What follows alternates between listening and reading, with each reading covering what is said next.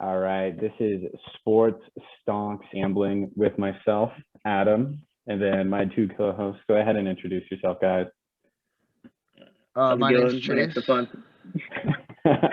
Wow, off to a really good start. So one big thing I wanted to talk about from this last week was the Nolan trade. And I just pulled up a quick article on CBSSports.com. And so we got five people back in return, right? But only one of them has a CBS Sports profile, which means the other four are just dog shit. Like, what are the Rockies even trying to do here? What do you guys think? Yeah, my argument would be that essentially Jeff Bridich had to get rid of Nolan, and it seems like because he chose to include a lot of people know that Nolan originally didn't ask for an opt-out clause in his big contract that he signed just over a year ago, and Jeff Bridich kind of insisted on it, saying that it was for Nolan's benefit. He was trying to be his friend, and because of that, it sounds like when they tried to move Nolan, a lot of teams were kind of hesitant because at the end of this next season, Nolan could opt out, and they were worried about getting him on a rental.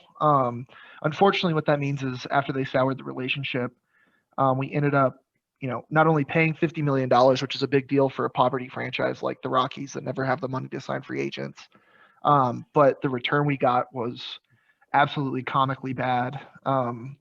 Arguably, we could have gotten those kinds of prospects just for the $50 million to begin with. And even on the social media channels, like the way they're trying to sell it is high ceiling pitchers and stuff like that. But it's an inexcusable trade, and I will not be uh, sending any money to the Rockies until some substantial change happens in the leadership. I don't know what your thoughts are, Oh, Stefan. oh wow, Yeah, definitely. Stefan. I would agree. The Rockies got finessed. It's like plain and simple. Like we just lost our star, like third baseman for literally nothing. So I don't know. Oh, It's hard to be a Rockies fan.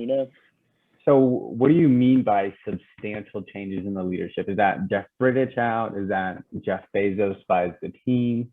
What are you talking about Um, here? I mean, it's just so I was a big Matt Holliday fan, and then they traded him to the Cardinals for basically nothing. And then I was a big Troy Tulowitzki fan, and then they traded him in arguably a trade where both teams lost. And now this, and so it's just as you know, I go to a lot of Rockies games every year. Frankly, if Jeff Bridich isn't out, really what I'd like to see is Dick Monfort sell the team. I think he's shown pretty consistently that he's not interested in building a winner, and unfortunately, until ownership exists that is interested in actually making a winning team. The issue is that the Rockies are consistently one of the best supported teams. They're a small market team, certainly, as far as TV rights go. But as far as ticket sales, the Rockies are consistently a top 10 team. Like Denver supports its team well. It's a regional team. And until we have ownership that's actually interested in bringing some winning mentalities to the Rockies, it's just, I'm tired of sinking so much money into a team that makes me upset every year. So I gotta agree that this is probably just, I don't know, a dark period in honestly Colorado sports history. But the not ever building a winners thing isn't actually accurate. I remember back in 2007 going to a World Series game at Coors Field. So I don't know, has like the Monforts changed? Just like what has happened to them in the past, 14 years? Because I remember like Rocktober, stuff like So that. I think the problem with that is that in 2007, in order to get to the playoffs, we had to win, I think it was something like 20 out of 22 of our last games. And we barely got into the wild card by a tiebreaker against San Diego that went to the 13th inning. And so, or maybe the 11th inning. So the I'm issue pretty sure is it's that 11. But just yeah, to get into the playoffs, it was a miracle. And then just an absolutely awesome run. But it's hard for me to attribute that to Dick Monfort's ownership and being willing to spend money on the team. Like that was a team full of it was a bunch of ragtag guys, and they got exposed once they got to the actual World Series. So, like while I have Yeah. those fond memories, like you have to think that at one time Carlos Gonzalez, DJ LeMahieu, Nolan Arenado, and Tulowitzki were actually on that team together. Stephon, Yeah. correct me if I'm wrong. It was either Tulowitzki or Trevor Story, but I mean they've had the players, they just can't seem to sign the free agents to push them over the edge. And in a conference, or in a division where you're playing against the Dodgers, and now the Padres are really good. The Giants were really good for a long time. We're just the bottom feeders in the division that the Dodgers are able to rack wins up on. Are we So are we a worse franchise than the Diamondbacks? That's tough. I'd say we're a better supported franchise than the Diamondbacks, but the Diamondbacks have actually won a World Series. So if you're just looking at Damn. winning tradition, arguably yes. Yeah, I would have to agree. Yeah, I'm just thinking about especially the DJ LeMahieu thing. I feel like that was, I don't know. I think we all kind of hated how he ended up on the Yankees, but Yeah, this look is at him now, this is he's like oh, sorry. Look at him now. He's like a top hitter in that division. So he won a batting title while he was with us, but just I don't know. I think we had something special going, and it's over. It's over now. So I guess I can probably guess what your trade grade would be, but what is your guys' grade for that trade? If we were going off of class grades, I would think that you should be absolutely expelled from school for that trade. I legitimately think that you could have put a scarecrow in the front office, and they could have negotiated a better trade than what we got. I mean, it might be the most one-sided trade I've ever seen. It's like a Joe Sakic trade, but this time it's not in our favor. Stephon, What do you think? What do you think, Stephon?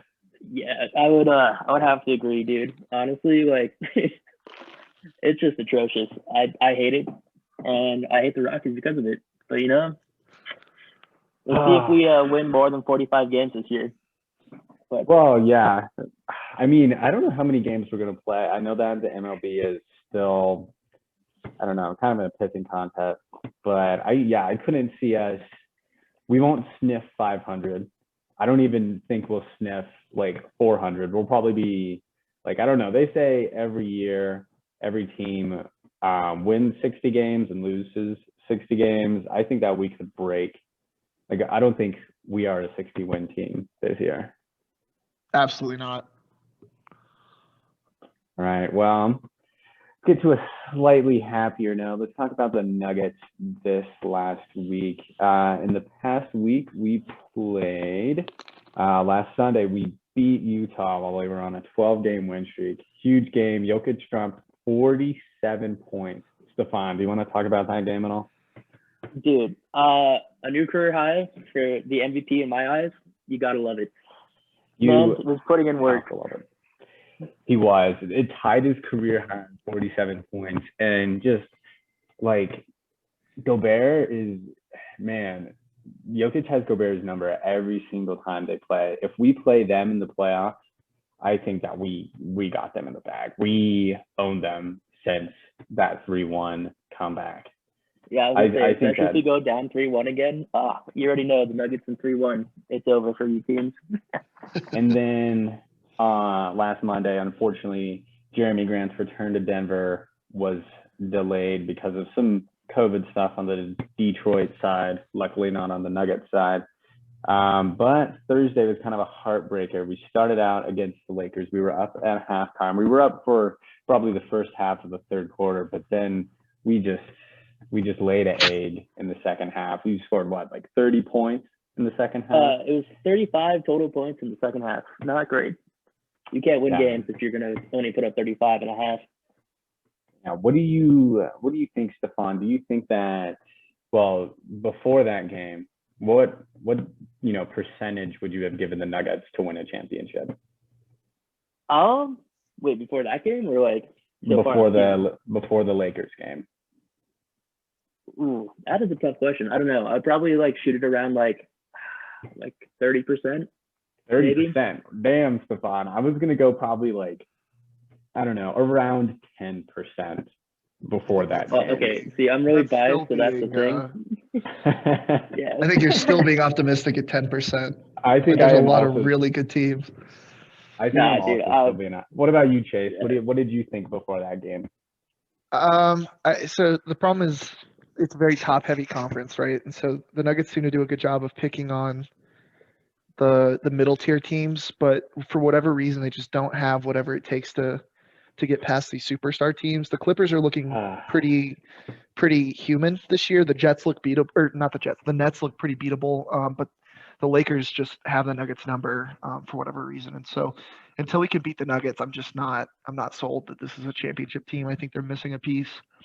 Well, yeah. And My big thing is like, if we play like we do in the first half and close out the game like we do, we will win every single game. However, the third quarter is the most cursed quarter in the Nuggets history. Like, we just can't seem to like play through. Going off what you were saying about those third quarters, Stefan, that doesn't make me feel great about a playoff series. So if a team can figure us out over the course of one halftime, I feel like they can figure us out over the course of a 7-game series anytime. So unless we are one of the top seeds or we're playing Utah, I am worried about this team going into the playoffs. I said around 10%. Chase says that's a little high. I'm down to probably like 5% now. Yeah, when you said percentage, I was thinking like 0.3, but I said I meant like 3%, but I said 30. But yeah. Oh shit. Yeah, it is only a regular season game, so I'll slow my roll a little bit. But I don't know. When the Lakers turned it on, we could not keep up with them, and they just tore it away. But now I will argue that the Nuggets have a secret weapon when it gets to the playoffs, and that Jamal Murray decides to show up. So yeah, you man, know, when that happens, it makes a difference. So I'm not counting him out. I'm just saying that. I mean, he was their top scorer on Thursday night against the Lakers, though. Yeah, I don't think we've seen points. It's not like I don't think we've seen bubble playoff Jamal Murray. We've seen it for like a quarter at a time. There's some games he's come out first quarter, dropped 20 points, and then falls asleep. Usually hit it. Yeah, and then he's just done after that. But all right, that is the Nuggets last week. Let's go ahead and look at the Nuggets next week. The Nuggets play in a couple here. They're going to play the Kings. And then Monday they play the Bucks. Wednesday they play the Cavs. And then on Friday they play the Oklahoma City Thunder.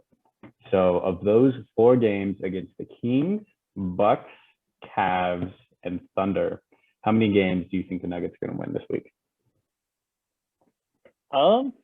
We have a good shot at 3. We could win all 4 if we actually show up and play the Bucks like competitively, but I don't know if that's going to happen. I would go with 3. So Stefan, I feel like obviously we're better than the Kings, the Cavs, and the Thunder. But the Kings have beat us twice already. So I know. We better win that game. But and then we have a decent chance of beating the Bucks. But the Nuggets also just love to drop games against bottom teams. Like, it's just like you said, the Kings have beat us twice this year. Last year we would beat the Lakers and then lose to the Wizards and shit like that. So I'm thinking also 3-1. I could see that. Like, I don't know. The Nuggets, it's weird. They like to play down to their competition. Like, they love to play down to their competition. If they're the superior team, they will like refuse to like show up and absolutely demolish the team that they're playing. It's kind of dumb. I'm gonna go ahead and call it a 2-2 split. I can't tell you which of those garbage teams they're gonna lose to, but I can feel it in my bones, and I think we lose against Milwaukee because that's a game at Milwaukee, correct? No, it's actually here. No, it's in Denver. No, it's in Denver. Yeah. So we might take that game, but I just feel it in my bones that we're gonna lose to one of the garbage teams because it seems like the Nuggets, like you guys mentioned, are just professionals at doing so. That is one way to put it. Okay, so I just 3-1 for Stefan and I. That's looking on the bright side. Ideally 4-0, but then again, I don't know. Unless Joker decides to like drop a triple double against the Bucks, we're not winning that game. All right, let's go on to the Avs. This past week we beat the Wild twice, lost to the Wild once in OT. Man, the Avs have been looking pretty good this year, but how are you guys feeling generally about the Avs, especially with McKinnon being out for a while? I personally think this is probably a good thing for the team. Obviously, they're not playing until I believe Valentine's Day. Is that correct, Stefan? Yes, That is, our next game is against the Knights. Due to COVID protocol, the Knights will be a really telling game. I don't know if McKinnon, I think, is day to day right now, so it's entirely possible he could be back by the 14th. But with this COVID shutdown on the team, it'll be interesting to see how they come back. They have a really tough opponent in Vegas. Vegas has been absolutely legit this year, and so I think it'll just be a really interesting test when they finally get there. Even without McKinnon, like this team is loaded. It should be able to compete and hang with a team like Vegas. But honestly, like I think we live and die with our goaltending, and Grubauer's been everything that he was supposed to be this year. So I think it's I think the Avs are a top 3 team in the league, looking at a Stanley Cup for sure. So yeah, I'm pretty sure like Vegas still has them at plus 700 to win the cup, if I'm not mistaken. So that doesn't tell you that they're a contending team. I don't know what will. Yeah. True. Okay. So, yeah, this is a pretty easy one, but how are you guys feeling about the Avs championship picks? I love it. Obviously, I'm a homer as far as that goes, but I think there's really probably 4 teams probably that are competing. And they were all competing last year. I think it's going to be coming down to, either the Avs, the Lightning, Vegas, or, honestly, the Stars look really good. So our conference is really tough. Once you get out of that, you're probably looking at the Lightning. Like the Lightning are just really legit. Boston looks decent, but I have a hard time thinking that we're going to have a Canadian competitor this year. Yeah, I could definitely see like the Lightning going back to back, especially with like their top like wings just scoring points after points. But other than that, I would agree. Knights, Avs, and Dallas all looks very good again. So, Chase, you're gonna make your girlfriend watch the Knights game with you on Valentine's Day? Sounds pretty romantic. Yeah, I'll definitely push for it. Good, cool, yeah. Kind of a dead time for the Avalanche, honestly. So let's go ahead and move to the Buffs. Buffs are right in the thick of basketball season. Got about a month left. How are we feeling? I personally think that they're a lock to be in the tournament, but what type of seed are we thinking? I was looking at some stuff, and people are saying anywhere from like the 8th seed to the 10th seed. So I thought they were absolutely a lock to make the tournament, but after a couple of pretty bad losses recently, it seems like a lot of the bracketology groups have been putting them as one of the first teams out, maybe not to make it, and so it's kind of crunch time for Colorado tonight. Which by the time this gets uploaded, this game will have already been played. But we have Arizona tonight, which is a huge game because we dropped a game to Arizona, which Arizona's experiencing a really big down year. This is an absolute must win. We have Oregon State coming up. That's an absolute must win, and then at Stanford. And so, frankly, I think we need to sweep all 3 of those games, and we'll probably be looking at like a 7 or 8 seed. But I mean, this team has the talent. There's no question. McKinley Wright's an absolute monster. Jabari Walker has been looking phenomenal.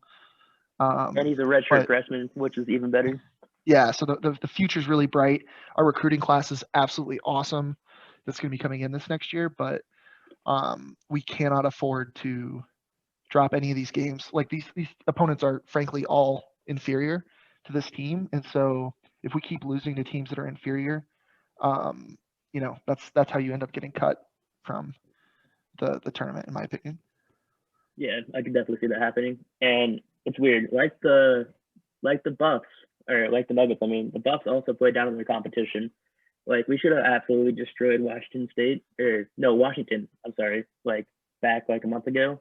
Yet we lost by 3. It's not great. The game to really look forward to, I think if we get to 20 wins, we're probably for sure in the tournament, but this is kind of a far way out. But on February 27th, we play at home against UCLA. UCLA is thought to be the team to beat in the conference, and if we win that game, after losing a close one to them earlier in the season, I think we are looking really solid. Some of our biggest win of the season so far has been Oregon, and I don't know what's happened to them, but they barely played any games, and they're just completely falling off. I don't, and I mean, if that's our biggest win of the season, what like we don't really have anything to hang our hat on. Yeah, I mean, So we're winning the games that we're supposed to for the most part, but I mean, like Stefan mentioned, that Washington loss is inexcusable. It would have been really nice to pick up because, honestly, like UCLA is the bellwether for the conference, in my opinion. They're a young team, but with a ton of talent. And so if we ended up splitting with them after losing a close one at UCLA, I have a lot of confidence that we're going to be okay. all right. So the Buffs have 3 games. We got U of A coming to town tonight. We got Oregon State in Boulder on Monday night, and then at Stanford on Thursday. How many games do you think that the Buffs are going to be able to win this week? I think we win all 3 of these games, but I think the biggest test will be at Stanford. Stanford is actually quite a talented team, and they can beat anyone, and so that's kind of a trap game that I think you should keep an eye on.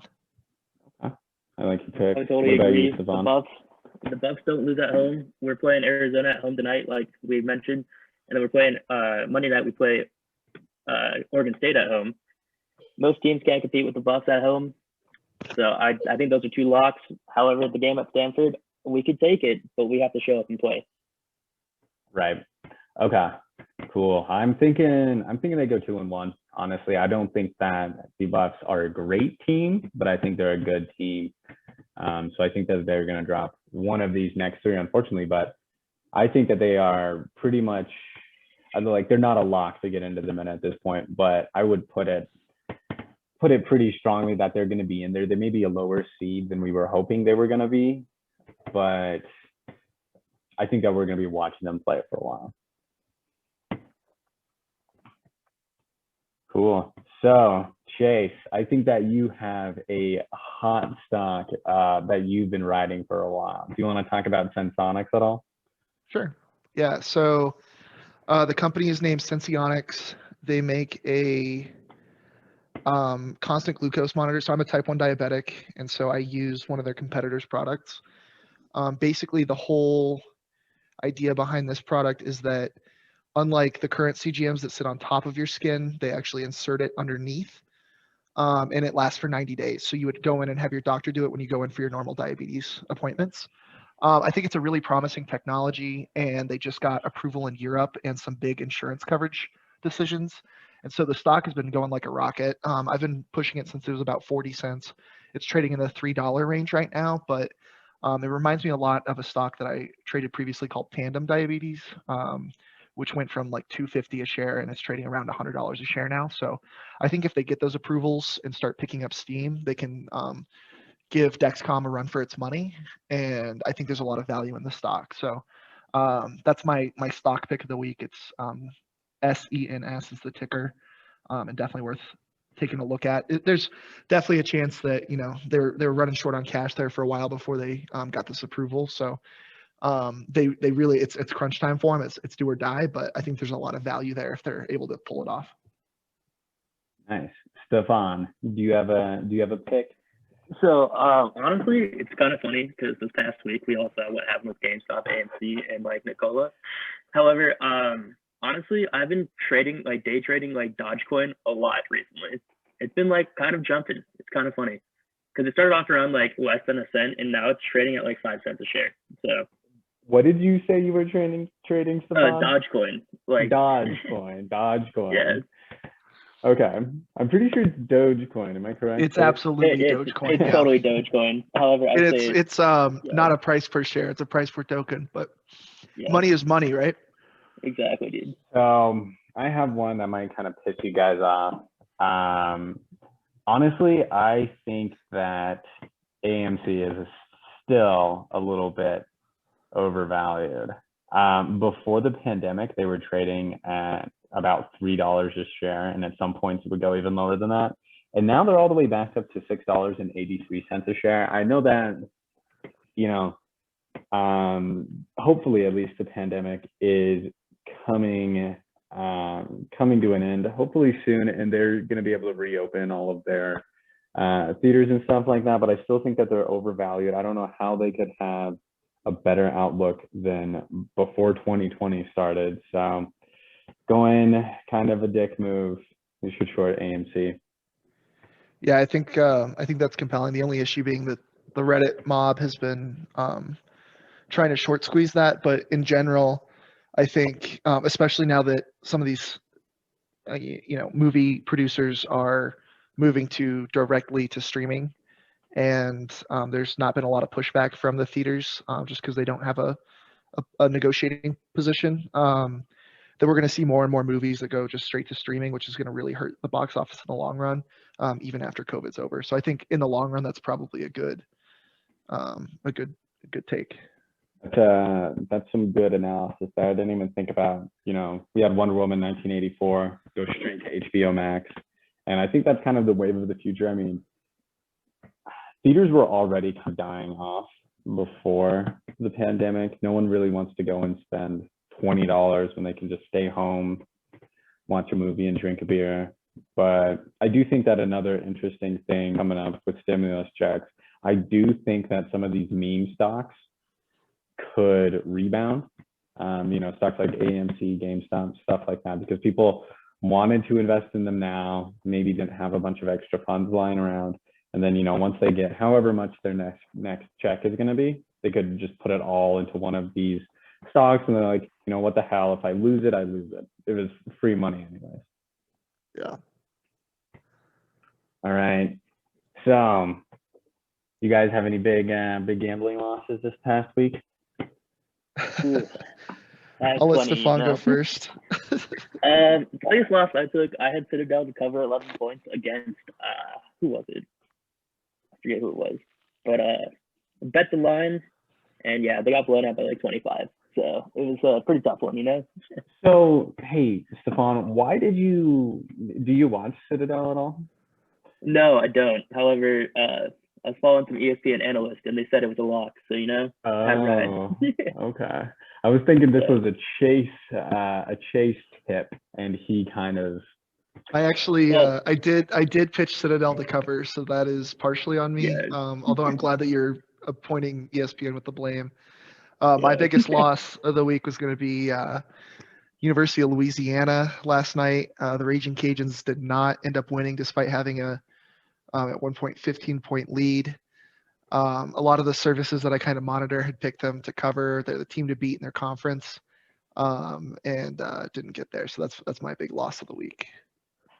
Yeah, mine hasn't come to fruition yet, but once the Mavs went down to like 8-7, I got them to make the playoffs at like my 500. I was like, oh, this is a lock. They're gonna rebound.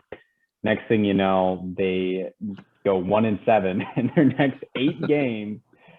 So that one's looking a little bit tough. I don't know why I would have ever bet on a team that wasn't the next, but I guess that's my lesson to learn. Do you guys have any locks for this upcoming week? Yeah. So my lock of the week is going to be Gonzaga versus BYU to cover. They haven't released the line yet, and frankly, I don't care what it is. Anything less than about 10 points. Gonzaga had a scare yesterday where they were kind of rode close by, I think it was Presbyterian. But at the end of the day, like, they're just so much better than every team they play. BYU right now has a 15-4 record. They're actually playing really good basketball. But they're dropping games to teams like Pepperdine. They blew out Portland yesterday, and so I think after blowing out Portland and then going in against just genuinely better team by any metric, they're gonna get absolutely destroyed. Gonzaga beat them by 27 the last time they played earlier this year. I like Gonzaga to cover anything less than 15 points, so that's my lock of the week. Nice. What did I use, Stefan? So I got one for tonight, actually. I really like West Virginia to cover against Kansas. The line right now is at -2, and I don't know, Kansas just hasn't been playing like a top 25 team, in my opinion. They keep dropping like easy games. It's been close. I like West Virginia tonight. I've also been hammer betting Nikola Jokic to average double-double through every game he's been playing. It's been paying out. He has averaged a double-double through the entire season so far. So I don't know. I'm just keep riding the train, you know? I think that that's probably the safest bet of all. I got obviously the Nuggets to beat the Kings. The line's at 3.5 right now. I think that's a lock, especially coming out of that Lakers game. They had a day off, but I think that they've been on a hot streak. They started out like, what was it, 1-4, and then they've won like 10 of 13 games, and I think they really got their bell rung, and they'll be able to come back out and just destroy this team that had their number early in the season. And then I also have the Magic to beat the Bulls. I don't know how, but the Magic are plus 1.5 against the Bulls, and the Bulls is kind of a dumpster fire. I mean, both teams kind of are, but if you saw Nikola Vucevic the other night, dropped like 40 and 15, something like that, I think that he and the Magic are just going to come out and just make me some money. How about that? Sounds I would good. agree. I also took that line. I don't know. The Bulls just haven't had like the potential recently, so I like the Magic. All right, love to hear it. Love to hear it. All right, so obviously we got the Super Bowl tomorrow. You guys have any thoughts, any hot takes, any locks for the big game? Yeah, I actually I have a lock that I have not publicly disclosed until just now, but Podcast exclusive. Yep, this is exclusive. I absolutely love the under in this game. It's one of the highest over-unders ever set for a Super Bowl game. I don't know if you guys remember last year, but last year was the same way. The under was easily hitting until the fourth quarter. It still ended up hitting, but only by about 6 points, if I remember correctly, last year. This year, I think, given the incident with the drunk driving car crash and the COVID distractions that Kansas City has had, I have a feeling that they might start a little slow and just genuinely, or excuse me, generally, I think teams are a little bit more conservative to start out a Super Bowl game.